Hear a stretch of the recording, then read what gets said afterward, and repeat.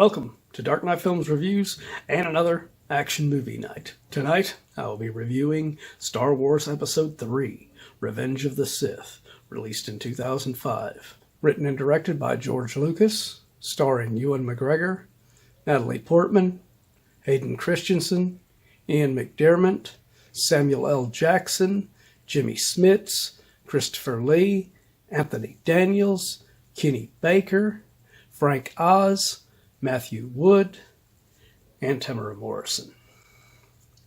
Now that we are rounding this out with the final chapter in this prequel trilogy, I'm going to go on with a little bit of a retrospective leading up to it. I think George Lucas, as he worked on this prequel trilogy, he gained his footing on what he was originally intending with this series as it went along. But that is not the way you do it. It should have started off a certain way and been that way all the way through this series. Unfortunately, that wasn't the case. You had Episode 1, which was, even though it had great elements, like I said in my review, with Darth Maul and Qui-Gon Jinn, and of course the excellent performance of Ewan McGregor as the young Obi-Wan Kenobi, it had too much kid-friendly bullshit in there that didn't fit in with the Star Wars universe. Whether it be Anakin being far too young and being really childish and goofy in the elements that they had going on with him, or the stupid-ass Jar Jar Binks character.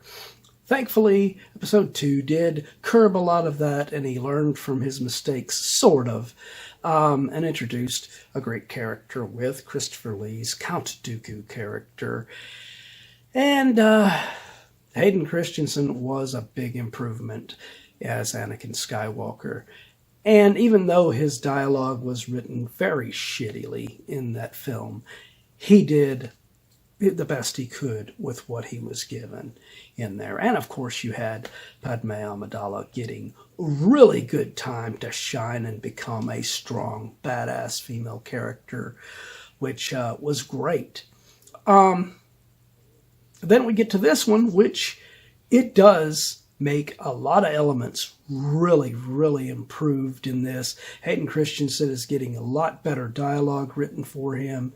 The chemistry between Ewan McGregor and Hayden Christensen in this is off the charts. They are so good together in this.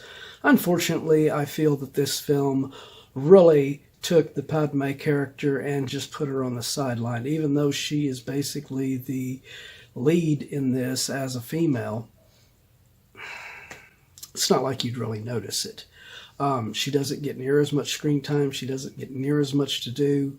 And when she does get brought into the storyline a little bit more, it's just for that final moment when there's the big finale happening and she just kind of gets choked out and dropped off, and that's it, you know. It really does suck that character got shafted in this film. But Samuel L. Jackson is excellent in here as Mace Windu in his performance, as is Ian McDiarmid as Palpatine. Always great in his performance in this. And here he goes into the full Emperor mode in this. Although he is a little bit bigger now, so as far as heft, and gained a little more weight as opposed to how he was in Return of the Jedi when the character was first introduced. It's still, his performance is damn good in this. Christopher Lee is back as Count Dooku for a short period of time. That was my biggest disappointment, other than Padme getting limited screen time. I hated the fact that they decided to off the legendary Christopher Lee within the first moments of this film. I mean, he really did get the shaft between this film and the Lord of the Rings series in these third chapters. I mean, it sucks that this legend was thrown away in both of these film franchises like this. But it was great getting Temuera Morrison back, even though his character of Jango Fett was killed in 2. He is playing all of the clone troopers in here, which is, that should happen because they all look like him to begin with. And of course, the main clone out of these that stands out the most is the Commander Cody character, which, if you watched the Star Wars, Clone Wars animated series, it really does show how the friendship between Cody and Obi-Wan Kenobi really began and everything in there. It's not necessary to watch any of that, but, it really does help fill in the gaps in between Episode 2 and Episode 3. Matthew Wood as General Grievous is pretty damn good in here with his voice in here playing this character. It's interesting to note that it should have been Gary Oldman. That's the person who originally was cast and was going to voice that character, and even voiced a few lines for it. But unfortunately, he had to drop out for whatever reason, and they brought in Matthew Wood to do it. And then he filled in pretty nicely in this one.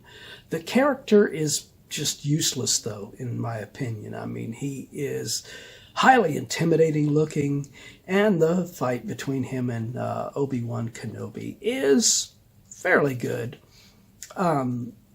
There's no real point to even have that character in here. If they would have just left Dooku in there from the start, that could have been a really cool fight between Dooku and Obi-Wan Kenobi instead.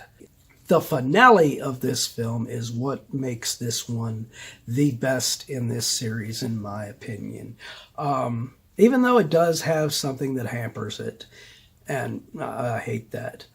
But you have a kick-ass, what you see in the background behind me here, final lightsaber battle. One of the best lightsaber battles in the whole series here between Anakin Skywalker and Obi-Wan Kenobi. Basically, Anakin has embraced the Darth Vader persona at this point, and it is the light side versus the dark side in this big epic fight, which was badass. Unfortunately, it was interspersed with a stupid confrontation between Frank Oz's Yoda and Ian McDiarmid's Emperor.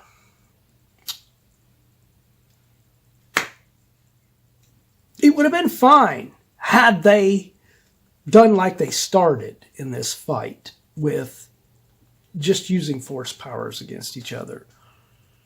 But much like earlier in the film, when all of a sudden Ian McDiarmid's Palpatine pulls out lightsabers and starts fighting and killing people with lightsabers, just like they did with Yoda fighting in Episode 2. It was like, this is not necessary. These are Force users that don't need to use lightsabers.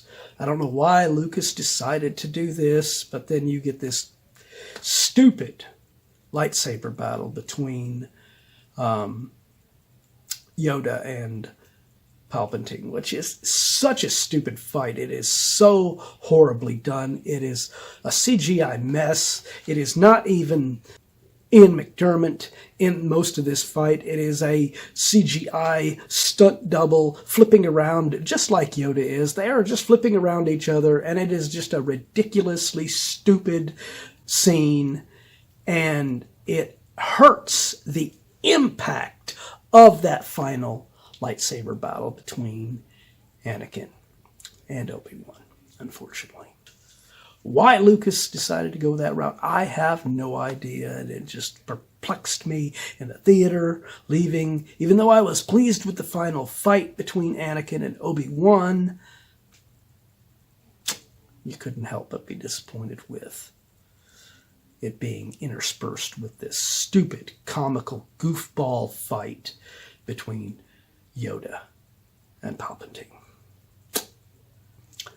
But my final review for Star Wars Episode 3, Revenge of the Sith, I am going to give this film a